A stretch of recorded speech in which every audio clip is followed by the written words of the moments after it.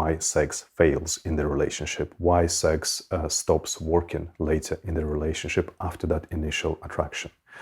I want you to know, first of all, that you're not alone. If you think that your neighbors are having amazing sex and you're not, if you are in that place, is definitely not the case. The vast majority of couples, with only few exceptions, will follow this pathway where they initially have, really passionate, amazing, strong sexual connection. They have sex all the time, frequently, and then later it's going to experience a major slowdown. So when I say that sex is not working in a relationship later, I don't mean that it completely stops. There are variations of what happens.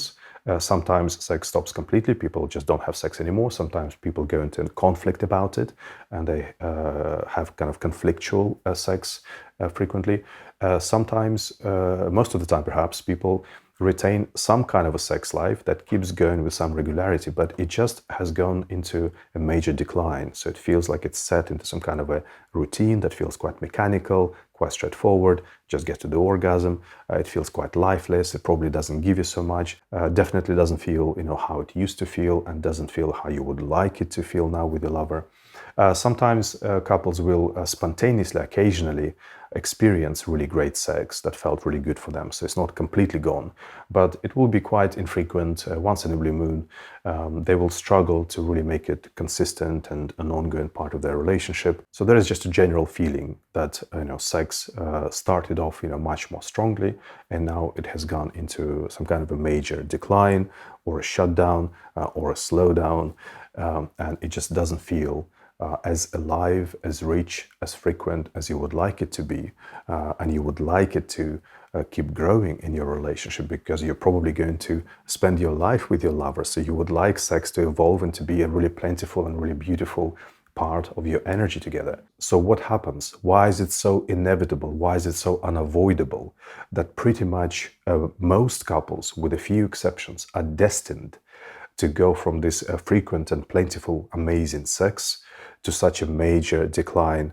and a really hollow and lifeless sex life? What happens, and why is it avoidable? Why does it not need to happen to you and you can totally avoid that?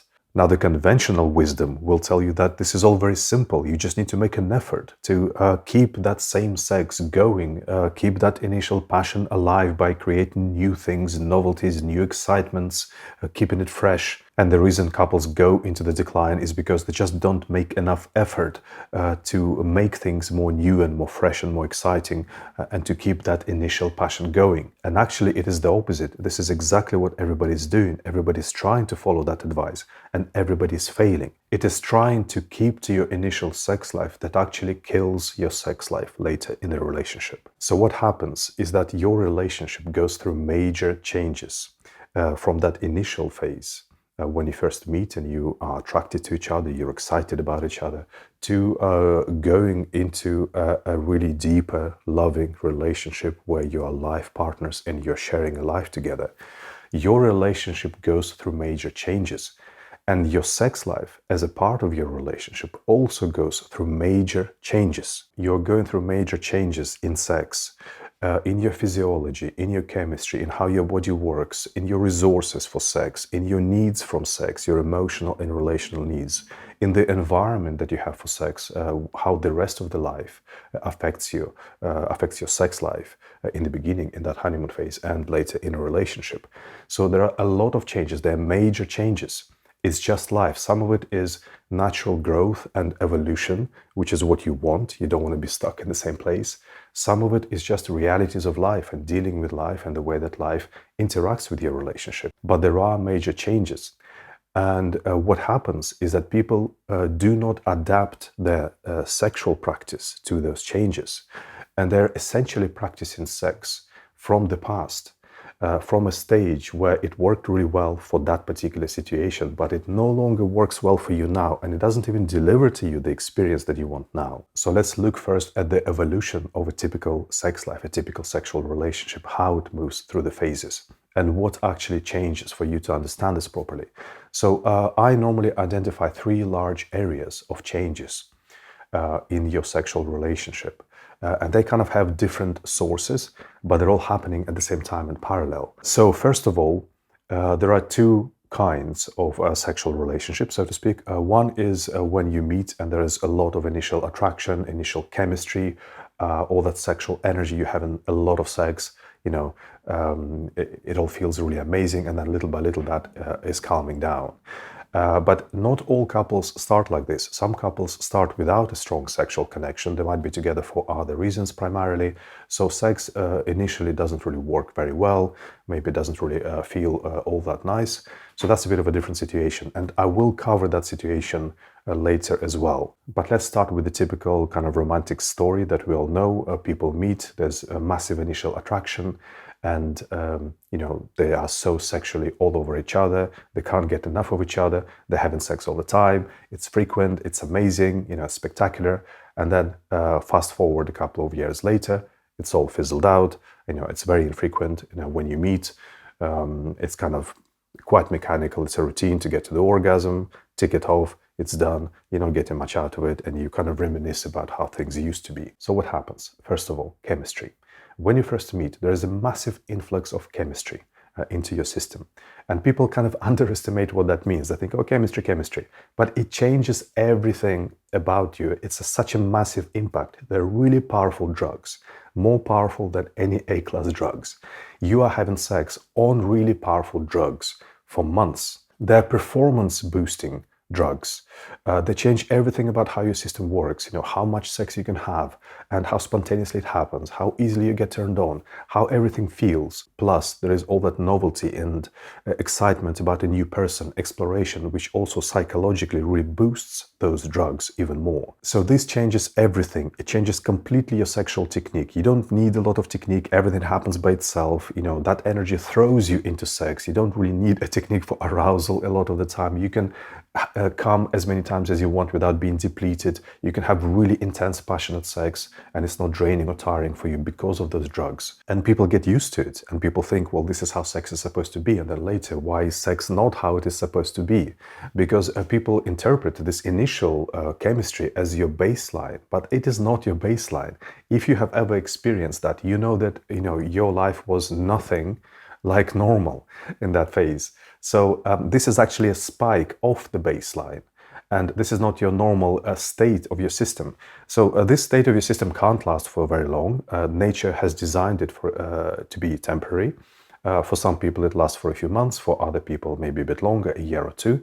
But this so-called honeymoon period is going to end. And basically what that means is that you're still together, you're still into each other, but your resources, your chemistry, your physiology comes back to normal. So you just have a different way your body works, how you respond to sexual stimulation, the energy you have for sex.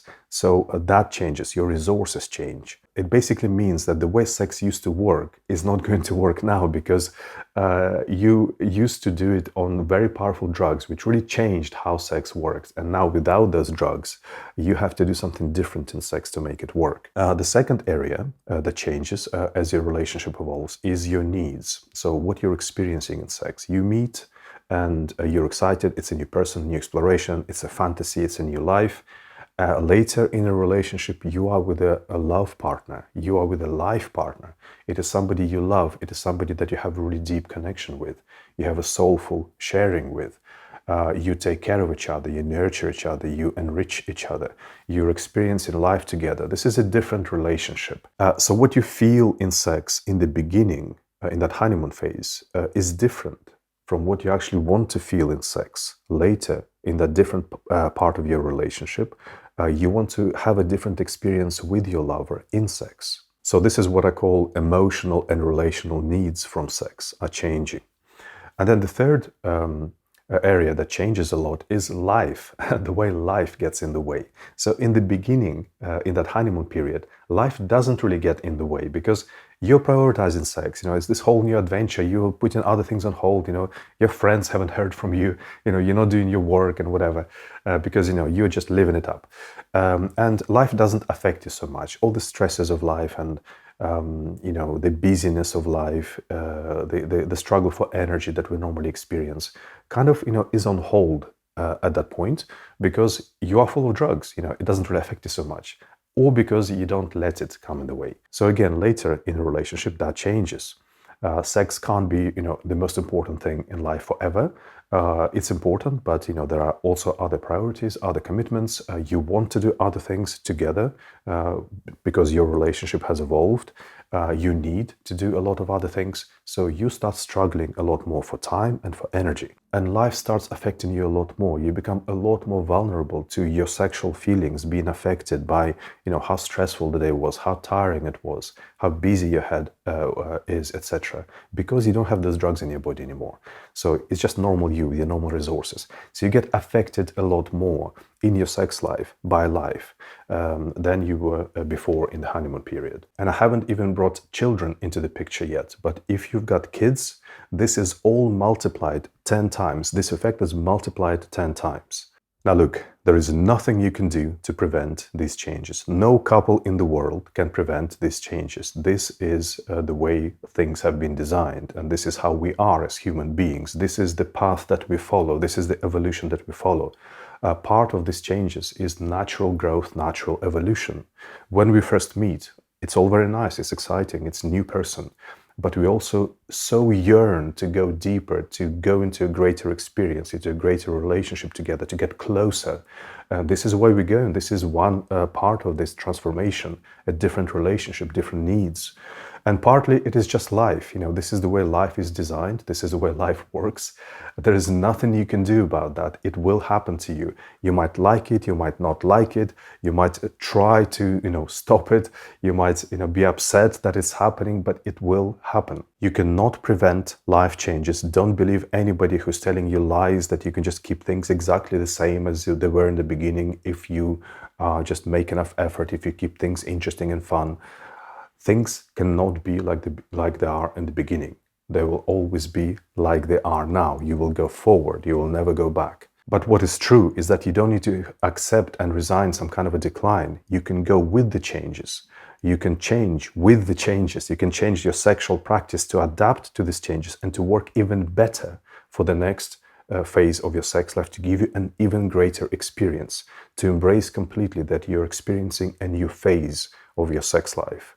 But I want you to really understand and really summarize what is happening here. This is a major transformation. It's a 180 degrees turnaround. When you first meet, you have all that energy bursting out of you. It is throwing you into sex. You don't have to do anything. You just follow in on instinct. You don't ask yourself why. You just really want it, and it's all happening. It's all really easy. You don't need to do much. And you have lots and lots of energy for it. When that initial chemistry and novelty has gone, which it does, couples find themselves at a crossroad. What now? If you want the same experience, it is not available with the same person. You have to move on and do the same thing with somebody new, because only in that place there will be that initial surge of chemistry and novelty. Or you decide that you want to spend your life with this person and you want to have sex with each other.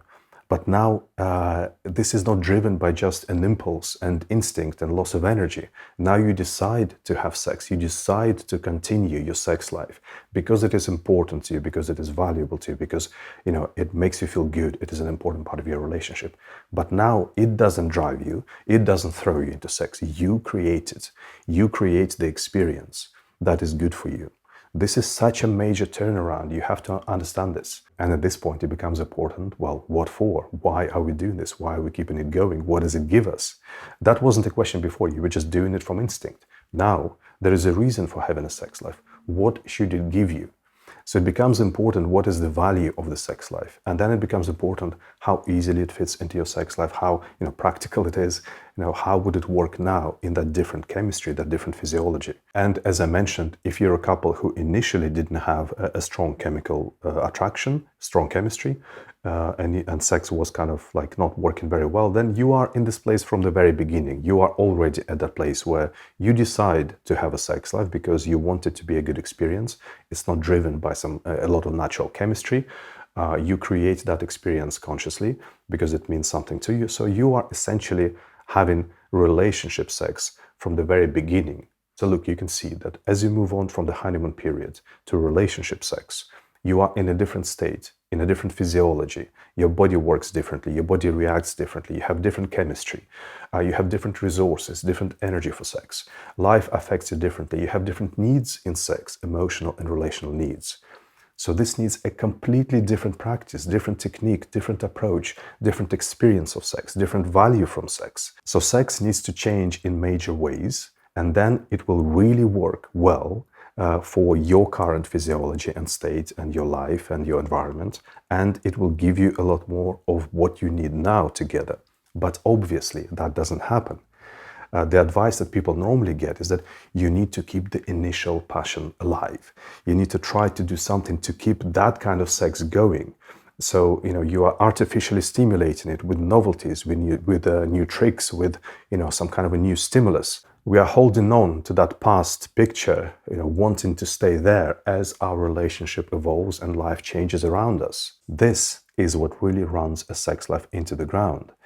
Because if you keep having sex later in a relationship in the same way as you were having it in the beginning, it simply will not work for you, because it was meant to be for that energy and for that chemistry, and it simply will not deliver what you want now. You will find at this point that this technique from before doesn't work very well. It doesn't engage your body very well. It's quite an ineffective and poor technique, really, because you didn't need a good technique before you were high on drugs. So now you don't have a technique to really engage the body, to really arouse it well, to create really good quality of sexual energy. You will find that the technique from before is really draining. It wipes you out because it was meant to shed a lot of sexual energy, and now you're using it in a much kind of lower state of physiology and chemistry, and it's actually having a depleting effect. And you need something the opposite, that actually nourishes you, regenerates you, revitalizes you, and this technique is not working at all. You will find that the previous technique from sex is really heavy on your system, really heavy on your physiology. It takes a lot of working up, takes a lot of resources, a lot of effort from your system, again, because you had that before on drugs. And now sex is just really difficult. It feels really heavy. If it doesn't take a lot of time, then it takes a lot of kind of body energy and effort. You will find that you are trying to do some kind of fun and thrills and adventure, and it feels kind of out of sync. It feels like it's not really the relationship you have now. You're trying to achieve some kind of a greater, deeper needs by doing that, and it feels quite hollow, it feels quite shallow, and it feels irrelevant to you at this point. So your relationship has evolved, life has changed, but your sex has been left behind, and it's now a practice that is out of date, that doesn't work for your body, doesn't work for your energy, doesn't deliver to you what you want, doesn't work in your life. Now, you are not aware of it, of course, consciously. You don't know this. You're just trying really hard to have sex. You're trying really hard to stimulate it. The more you try, the more you run it into the ground, because the more depleting effect it has. And what happens is that you simply start avoiding sex. You simply feel too tired for sex, or like it's a bit of a burden, because it just feels like a lot of stress, a lot of work, and not a lot of value. You don't really feel like it's giving you that much. Now, if you change your sexual practice in the right ways, then you never have to say goodbye to your sex life. Your sex life can keep growing forever for the rest of your relationship. It will keep being sustainable. It will keep taking you to new places. It will be amazing, beautiful, really nourishing, really enriching sex life. It will probably even give you more in some ways than the sex you had in the beginning. And what's more is that you don't have to completely give up on one thing and start another. If you nourish your sex life well, if you give it what it needs, if you revitalize it and you make it sustainable, then you will create that sexuality, that sexual energy in it. And some of that sex from your honeymoon phase, the kind of the fun and thrilling and passionate and adventurous sex, will remain a part of your sex life, because it will be a natural expression of that strong sexual energy sometimes. So you absolutely don't need to resign that sex ends in a relationship. It totally doesn't need to, but it does need to change. The problem is that people can't learn relationship sex. It's a completely different practice on totally different techniques, different energy principles. Everything works differently. But we don't have that practice in our culture. Because all sex that you see out there in the media is sex for the new person's sex. It's all about that new passionate excitement. It only works if you're high on sexual energy, all the sexual technique that you see out there.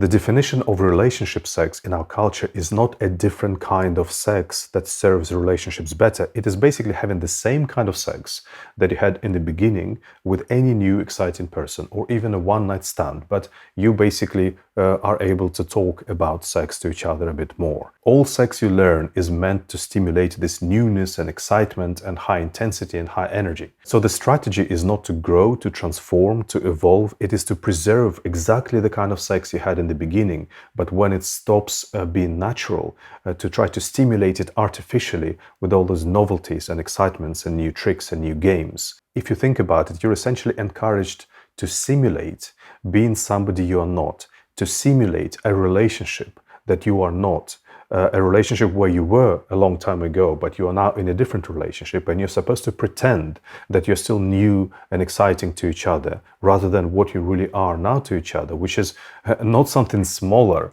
or something inferior. It's most likely something greater.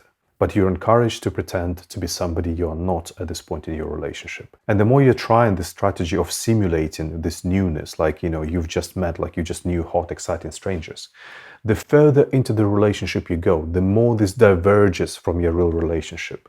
The more discrepancy there is, the more it feels like something that is out of sync, and the more you're likely to check out of sex. This is not a growth mindset, and sometimes it will work for some time, but most of the time, change always wins. And if you are not changing with change, you are left behind.